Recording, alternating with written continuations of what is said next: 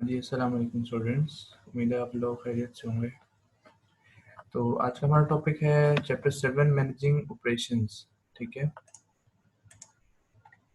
तो पहले हम देखते हैं कि ऑपरेशंस बेसिकली क्या होती हैं। So different activities involve in creating an organisations product and services. कि एक ऑर्गेनाइजेशन की जिनमें जो प्रोडक्ट्स या सर्विसेज बनाई जा रही होती हैं उसमें जितने भी एक्टिविटीज इन्वॉल्व होती हैं उन्हें आप ऑपरेशंस कहते हैं। ठीक है, ऑपरेशंस लाइक प्रोडक्शन सिस्टम है, ये एक ऑपरेशन है। प्रोडक्ट क्वालिटी है, ये एक ऑपरेशन है। इन्वेंट्री सिस्टम है जिसमें इन्वेंट्री को मैनेज किया जाता है, ये ऑपरेशन है। सप्लाई चेन है, ये ऑपरेशन है। ठीक है, प्रोडक्ट एंड प्रोसेस डेवलपमेंट है, ये ऑपरेशन है। तो ये बेसिकली ऑपरेशन होते हैं। ठीक है, और जो इन इंडिविजुअल हर एक ऑपरेशन को मैनेज कर रहा होता है वो आपके ऑपरेशन मैनेजर्स कहलाते हैं। ठीक है, अब हम देखते हैं प्रोडक्टिविटी एंड एफिशिएंसी। प्रोडक्टिविटी आपकी क्या होती है?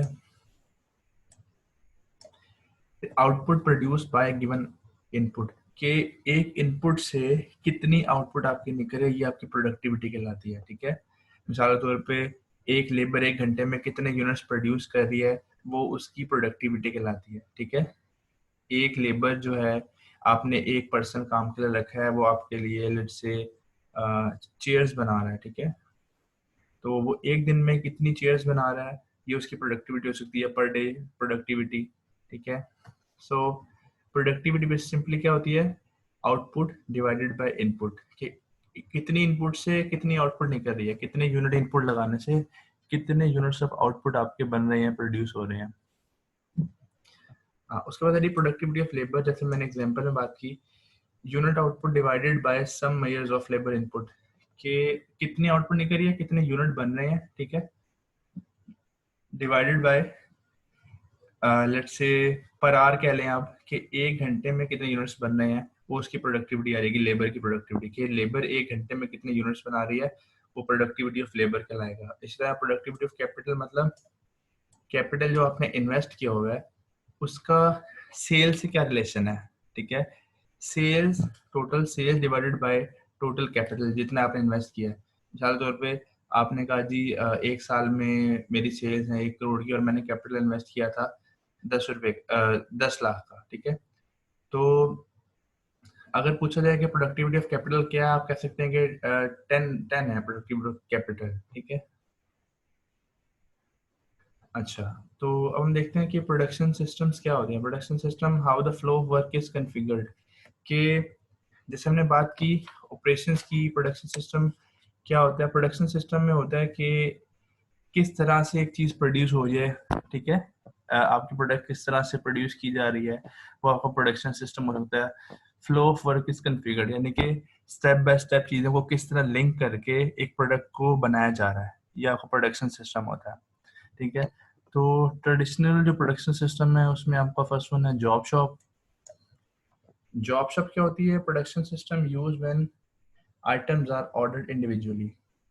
जो इंडिविजुअल ऑर्डर से डील किया जाता है वो होती है जॉब शॉप, जिसमें क्या होता है कि हर एक चीज़ डिफरेंट होती है। मिसाल के तौर पे आप किचन कैबिनेट्स बनवाना चाहते हैं। ठीक है, तो क्या होगा, हर घर के लिए किचन कैबिनेट डिफरेंट होंगे। तो ये बेसिकली जॉब शॉप होती है जो इंडिविजुअल ऑर्डर से डील करती है। ठीक है, ये आपकी जॉब शॉप होती है।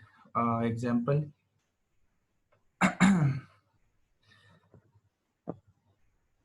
For example, they produce specialised cabinet design for individual homes. हर एक घर के लिए जो है वो इंडिविजुअल डिजाइन बनाया जा रहा है। ठीक है, तो ये आपकी जॉब शॉप होती है जो इंडिविजुअल ऑर्डर से डील कर रही होती है। ठीक है, अच्छा, ये जो हम ट्रेडिशनल प्रोडक्शन सिस्टम देख रहे हैं, हम इनको दो इस तरह से देखेंगे कि ये, एक तो ये कॉस्ट इफेक्टिव कितने हैं। ठीक है, दूसरा ये फ्लेक्सिबल कितने हैं। ठीक है, फ्लेक्सिबल मतलब ये कितनी तरह के प्रोडक्ट्स बना सकते हैं, कितनी टाइप ऑफ प्रोडक्ट बना सकते हैं, या प्रोडक्ट में कितनी चेंजिंग्स लेके आ सकते हैं।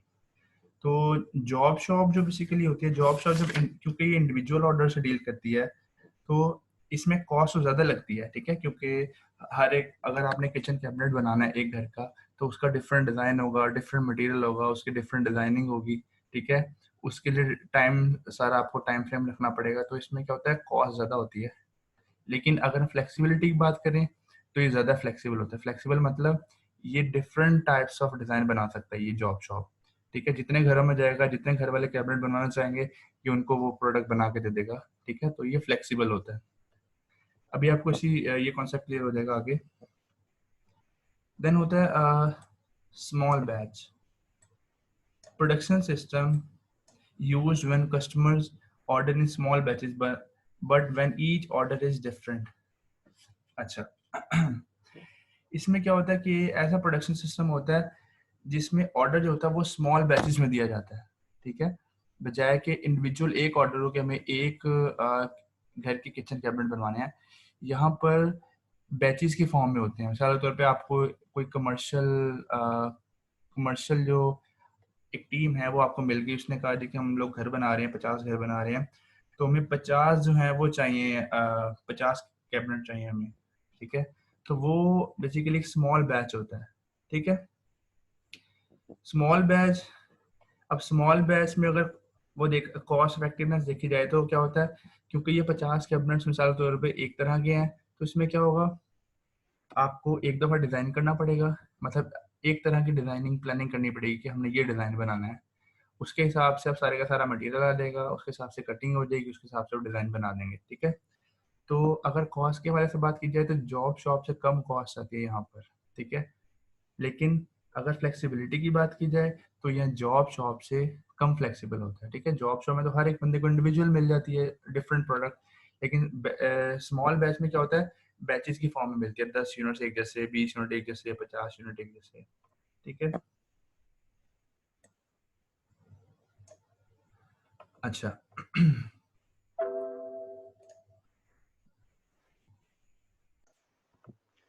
तो assembly line production system used to mass produce large volume of a standardized product। अब असेंबली लाइन प्रोडक्शन क्या होती है, जिसमें लार्ज वॉल्यूम प्रोडक्ट बनाई जाती है, लेकिन वो स्टैंडर्डाइज फॉर्म में होती है, एक ही तरह की प्रोडक्ट होती है, ठीक है। मिसाल के तौर पे पैकेज फूड है, पैकेज फूड है, आप कह सकते हैं कि ये जो आपकी पैकिंग में फूड आती है, खाने पीने की चीज़ें आती हैं, लेट से आपकी टी आती है, ठीक है, आपके नगेट्स वगैरह आते हैं, ये सारी चीज़ें, ये क्या होता है, ये असेंबली लाइन की प्रोडक्शन होती है। असेंबली लाइन में क्या होता है कि स्टेप बाय स्टेप चीज़ें इन्वॉल्व होती हैं कि फर्स्ट स्टेप पे इनके रॉ मटेरियल इकट्ठा होगा, सेकंड स्टेप पे क्या होगा, इनकी मिक्सिंग की जाएगी, थर्ड स्टेप पे इनको शेप दी जाएगी, लेट्स से फोर्थ स्टेप में इनको फ्राई किया जाएगा, ठीक है। तो ये क्या होता है, ये आपकी असेंबली लाइन प्रोडक्शन होती है। तो अब अगर हम कॉस्ट के वाले से बात करें तो कॉस्ट जो होती है असेंबली लाइन प्रोडक्शन में, वो इन दोनों से कम लगती है, जॉब शॉप से भी कम लगती है और स्मॉल बैच से भी कम लगती है, ठीक है। लेकिन अगर हम बात करें फ्लेक्सिबिलिटी की, तो ये उनसे सब कम फ्लेक्सिबल होते हैं। क्यों? क्योंकि असेंबली लाइन में एक ही तरह के प्रोडक्ट बार बार बन रही होती है, ठीक है। अगर नगेट्स बने, एक ही तरह के नगेट्स बन रहे होते हैं, ठीक है। तो असेंबली लाइन प्रोडक्शन में फ्लेक्सिबिलिटी बेसिकली कम होती है। देन है continuous flow production system that continuously produces standardised output that flows out of the system. ऐसा प्रोडक्शन सिस्टम होता है जो कॉन्टिन्यूसली एक प्रोडक्शन कर रहा होता है स्टैंडर्डाइज आउटपुट की। जैसे कि सीमेंट इंडस्ट्री होती है, ऑयल ऑयल रिफाइनरी होती है, वहाँ क्या होता है, कॉन्टिन्यूस क्यों कहते हैं इसको, क्योंकि इनका जो प्रोडक्शन सिस्टम होता है ये चलता रहता है, ठीक है। असेंबली लाइन में ऐसे हो सकता है कि शाम को बंद कर दी जाए, 8 आवर ड्यूटी के बाद बंद कर दी जाए, एक दिन के बाद बंद कर दी जाए, 12 घंटे के बाद बंद कर दी जाए। लेकिन कॉन्टिन्यूस फ्लो प्रोडक्शन में क्या होता है कि इनका प्रोडक्शन सिस्टम चलता रहता है। जैसे सीमेंट इंडस्ट्री है, उनका क्या है, उनका जो प्लांट है वो हर टाइम चलता रहता है। हो सकता है वो 3 महीने बाद, 6 महीने बाद, 8 महीने बाद एक दफा बंद करती हूँ, ठीक है। तो वो होता है कॉन्टिन्यूस फ्लो प्रोडक्शन। अगर कॉस्ट के वाले से देखा जाए तो कॉन्टिन्यूस फ्लो प्रोडक्शन में बाकी 3 टाइप में से सबसे कम कॉस्ट इस पे आती है, पर यूनिट कॉस्ट कह सकते हैं आप। लेकिन ये फ्लेक्सिबिलिटी की अगर बात करें तो ये सबसे कम फ्लेक्सिबल होता है, ठीक है, क्योंकि ये एक ही तरह के प्रोडक्ट बार बार बना रहा होता है। असेंबली लाइन में तो आप कोई एक असेंबली लाइन में एक स्टेप चेंज करके आप चेंजिंग्स लेके आ सकते हैं प्रोडक्ट में, लेकिन कॉन्टिन्यूस फ्लो में सेम प्रोडक्ट ही निकलेगी। अच्छा, तो नेक्स्ट टॉपिक आपका बेसिकली यही था कि production system, flexibility and cost. इसमें डिफरेंट प्रोडक्शन सिस्टम देखते हैं, जॉब शॉप देखते हैं, small batch, assembly line, continuous flow. तो हमने इसमें क्या देखा, एक तो हम देखते हैं कि कॉस्ट कितनी आ रही है हर एक में, और दूसरा हम देखते हैं कि फ्लेक्सिबिलिटी कितनी है, ठीक है। तो जॉब शॉप हमने देखा कि है तो कस्टमाइज, सबसे ज़्यादा फ्लेक्सिबल है, हर एक बंदे का डिफरेंट ऑर्डर ये मीट कर सकती है, लेकिन इस वजह से ये हाई कॉस्ट होती है, ठीक है। हर एक बंदे के लिए डिफरेंट प्लानिंग करनी पड़ती है, डिफरेंट डिजाइनिंग करनी पड़ती है, तो ये जॉब शॉप है, ठीक है जी। देन है स्मॉल बैच, हमने स्मॉल बैच की बात की कि बैचेस की फॉर्म में काम हो रहा होता है, ठीक है। ये जॉब शॉप से कम फ्लेक्सिबल होता है, लेकिन कॉस्ट भी इसमें कम आ रही होती है, ठीक है। इस तरह असेंबली लाइन आपने पढ़ा, असेंबली लाइन में एक असेंबली पे प्रोडक्ट बन रही होती है सारी की सारी, असेंबली डिफरेंट प्रोसीजर उसमें इन्वॉल्व होते हैं, ठीक है। तो असेंबली लाइन क्या होती है, फ्लेक्सिबिलिटी के हिसाब से स्मॉल बैच से कम होती है, और ठीक है, और कॉस्ट के हिसाब से भी स्मॉल बैच से कम होती है, ठीक है। जबकि कॉन्टिन्यूस फ्लो जो है, कॉन्टिन्यूस फ्लो लोएस्ट कॉस्ट, लेकिन ये फ्लेक्सिबल नहीं होता, ठीक है। इसमें सिमिलर प्रोडक्ट ही बन रही है, तो उसमें कोई चेंजिंग नहीं आ रही होती। अच्छा, ये तो हो गया ट्रेडिशनल प्रोडक्शन सिस्टम। अब है आपका न्यू प्रोडक्शन टेक्नोलॉजीज, जो आजकल लोग इस पे इम्प्लीमेंट कर रहे हैं, इस पे वर्किंग कर रहे हैं। ये क्या वर्किंग है, ये क्यों वर्किंग कर रहे हैं जी, ऐसा क्यों है, इसका फ़ायदा क्या है। तो न्यू प्रोडक्शन टेक्नोलॉजी इसलिए लगाई जाती है, देखें, अगर अगर लेट्स से एरोप्लेन्स बन रहे हैं, ठीक है, जो आपके कमर्शियल प्लेन्स होते हैं, कमर्शियल जेट होते हैं, ये आपके बन रहे हैं। तो इसमें क्या है कि अगर तो ये असेंबली लाइन पे आप लगा देते हैं, तो क्या होगा, एक तरह की प्रोडक्ट बनेगी, ठीक है, एक तरह की प्रोडक्ट बनती रहेगी। लेकिन जैसे ही आप इसमें कुछ चेंजिंग्स करना चाहेंगे, जैसे ही कुछ चेंजिंग्स करना चाहेंगे, आपको वहाँ के सारे इक्विपमेंट चेंज करने पड़ेंगे, वहाँ का प्लांट चेंज करना पड़ेगा जो डिफरेंट डिज़ाइन प्रोड्यूस कर सकता हो, ठीक है। ये तो है ट्रेडिशनल सिस्टम में। लेकिन न्यू प्रोडक्शन टेक्नोलॉजीज में क्या होता है, ये बेसिकली कस्टमाइजेशन की तरफ लेके जाते हैं। ये इस तरह से सिस्टम को डेवलप करते हैं कि वो डिफरेंट काइंड्स ऑफ प्रोडक्ट जो है, डिफरेंट टाइप्स ऑफ प्रोडक्ट जो है, उसको बना सके, डिफरेंट डिजाइन ऑफ प्रोडक्ट जो है वो उसको बना सके, ठीक है। लेट्स से लेट्स से अगर ये गाड़ी बना रही है, ठीक है, गाड़ी बना रहे हैं, गाड़ी के डिफरेंट मॉडल्स हैं, तो बजाय ये नहीं है कि सिर्फ ये एक गाड़ी का दरवाज़ा जो है वो, या एक गाड़ी की बॉडी है वो बनाए, बल्कि वो ऐसा रोबोटिक सिस्टम लगा लगा देते हैं कि वो डिफरेंट जो भी उसमें आप इनपुट देंगे, उसके हिसाब से वो गाड़ी का डिज़ाइन की बॉडी जनरेट कर देगा, बना देगा, ठीक है। तो ये बेसिकली न्यू प्रोडक्शन सिस्टम है, जो क्या करते हैं, जिसकी वजह से आपकी कॉस्ट कम होती है, ठीक है। ट्रेडिशनल सिस्टम में क्या था, अगर यही गाड़ी बननी हो, तो क्या होगा, जैसे ही गाड़ी का मॉडल चेंज करना पड़ा कि यार अब इसकी बजाय दूसरे मॉडल की गाड़ी की बॉडी बनानी है, तो सारा प्लांट के सिस्टम चेंज करने पड़ेंगे, इक्विपमेंट टूल्स चेंज करने पड़ेंगे, ठीक है। तो उसके लिए हो सकता है आपको प्रॉपर प्रोफेशनल हायर करने पड़े जो वो सिस्टम आके लगाएं। लेकिन न्यू प्रोडक्शन टेक्नोलॉजी में क्या होता है, इस तरह से काम किया जाता है कि कॉस्ट भी कम आए, ठीक है, और आपका टाइम भी कम लगे, ठीक है जी। Flexible production technology is a set of methodology that allows enterprise to produce a wide range of end product from a given production system without incurring a cost penalty. तो ये बेसिकली क्या होता है, new technology की base पे flexible production system बनता है, कि प्रोडक्शन सिस्टम तो एक ही है, लेकिन ये डिफरेंट डिफरेंट जो प्रोडक्ट रेंज है वो बना रहा है, एक ही प्रोडक्शन सिस्टम, ठीक है, डिफरेंट तरह की प्रोडक्ट बना रहा है, प्रोडक्ट में डिफरेंट तरह की चेंजेस लेके आ रहा है, तो ये फ्लेक्सिबल प्रोडक्शन सिस्टम होता है, ठीक है जी।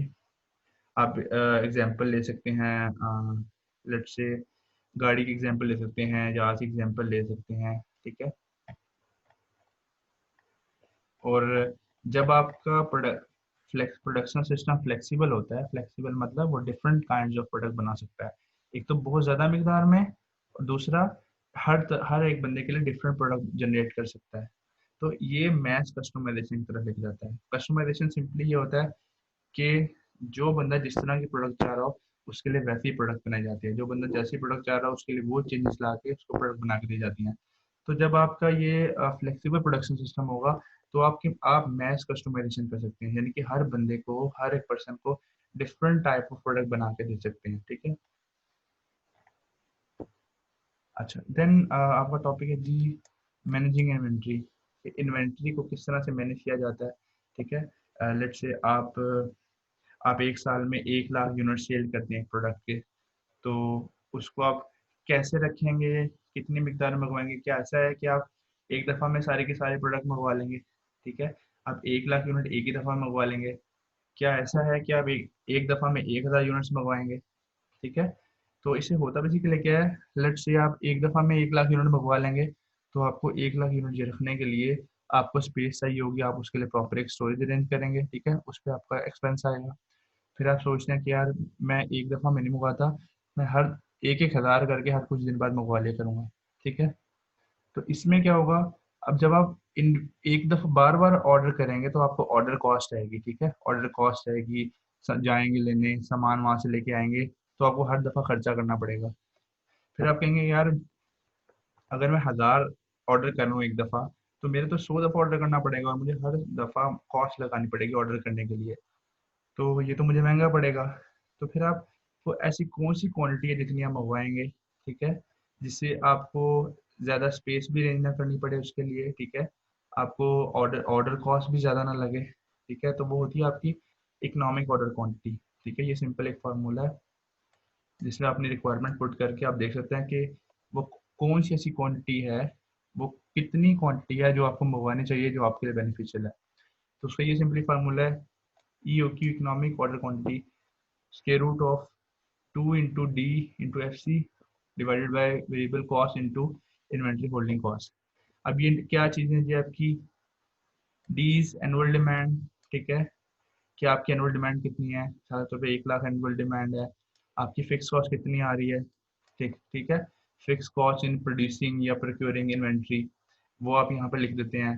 देन वेरिएबल कॉस्ट अगर कोई है वो लिख देते हैं यहाँ पर, सिंपली आपने फार्मूले में वैल्यूज पुट करनी है। देन इन्वेंट्री होल्डिंग कॉस्ट, कि इन्वेंट्री को होल्ड करने में आपकी कितना खर्चा होता है, ठीक है। तो यहाँ पर एक एग्जांपल है कि factory produces 2 lakh cars a year, 200,000 cars produce करी एक साल में, so total annual demand for door panels is 2 lakhs।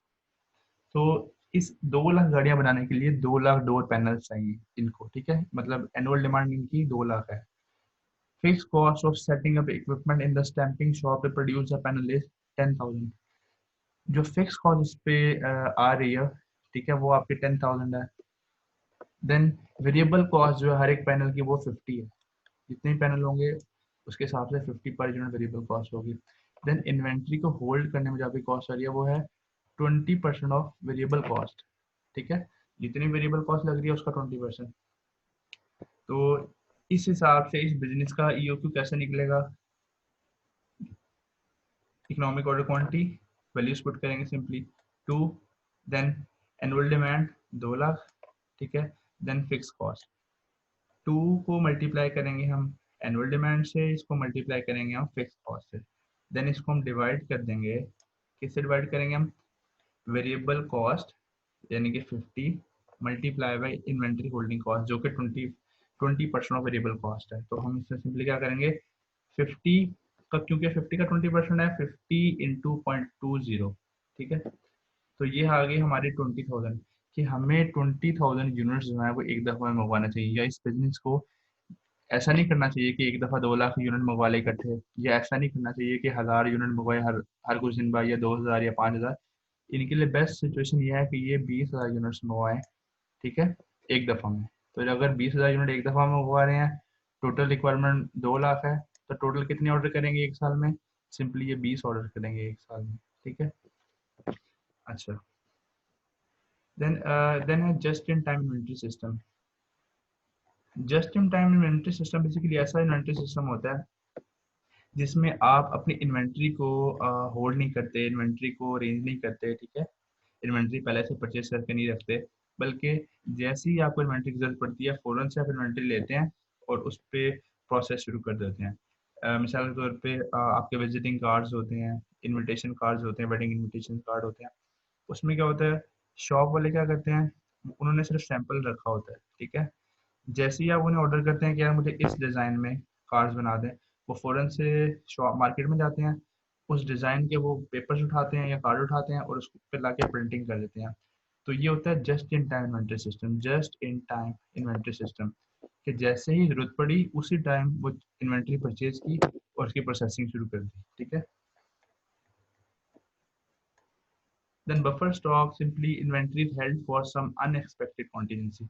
आप एक इन्वेंट्री को होल्ड करके रखते हैं अपने पास कि अगर कोई कॉन्टीजेंसी आ गई, अगर कोई इशू क्रिएट हो गया, लेट से हड़ताल हो जाती है, लेट से आपने ऑर्डर किया तो आपकी जो ट्रांसपोर्टेशन है उसमें कोई डिलेज आ जाते हैं किसी वजह से, तो इसलिए बफर स्टॉक रखा जाता है कि ये ना हो कि आप उन दिनों में आउट ऑफ स्टॉक हो जाएं, तो उसके लिए आप एक्स्ट्रा कुछ यूनिट्स रख लेते हैं।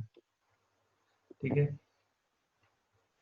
देन एक होता है बिल टू ऑर्डर। ठीक है। Build to stock and build to order, ये क्या होता है जी? बिल्ड टू स्टॉक होता है stocking a distribution channel in the anticipation that a customer will purchase those product. Build to stock आप बिल्ड करते हैं ये सोच कर कि आप जो भी बिल्ड करेंगे आपका कस्टमर परचेज कर लेगा, इसे कहते हैं बिल्ड टू स्टॉक। जैसे कि मोबाइल फोन है, मोबाइल फोन वाले कंपनीज क्या करती हैं, मोबाइल फोन परचेज करती हैं और अपने डिस्ट्रीब्यूशन से भेज देती हैं, अपने स्टॉल से भेज देती हैं। ठीक है। ये इसे कहते हैं बिल्ड टू स्टॉक। देन है बिल्ड टू ऑर्डर। इसमें सिर्फ तब बिल्ड की जाती है एक चीज जब उसका ऑर्डर आता है। ठीक है। जैसे कि एक्सपेंसिव कार्स हैं, ठीक है, जैसे कि लेट्स से रोल्स रॉयस है, उसमें क्या होता है, जैसे ही ऑर्डर आता है वो तब उसकी प्रोडक्शन शुरू करते हैं। ठीक है। क्योंकि मोस्टली ऐसे ये उसमें होता है जब कस्टमाइजेशन ज़्यादा होती है। ठीक है। कस्टमाइजेशन आप तभी करेंगे जब किसी की रिक्वायरमेंट होगी कि हमें इस तरह की गाड़ी चाहिए इन फीचर्स के साथ, तो क्या होगा, बिल्ड टू ऑर्डर यूज होगा। जैसे ही ऑर्डर आएगा वो बिल्ड करना शुरू कर देंगे प्रोडक्ट को। ठीक है जी। ये आपका टॉपिक है, ये आपका चैप्टर है। अगर इसमें कुछ चीज़ आपको नहीं समझ आती तो आप डिस्कशन सेशन में पूछ सकते हैं। Thank you so much.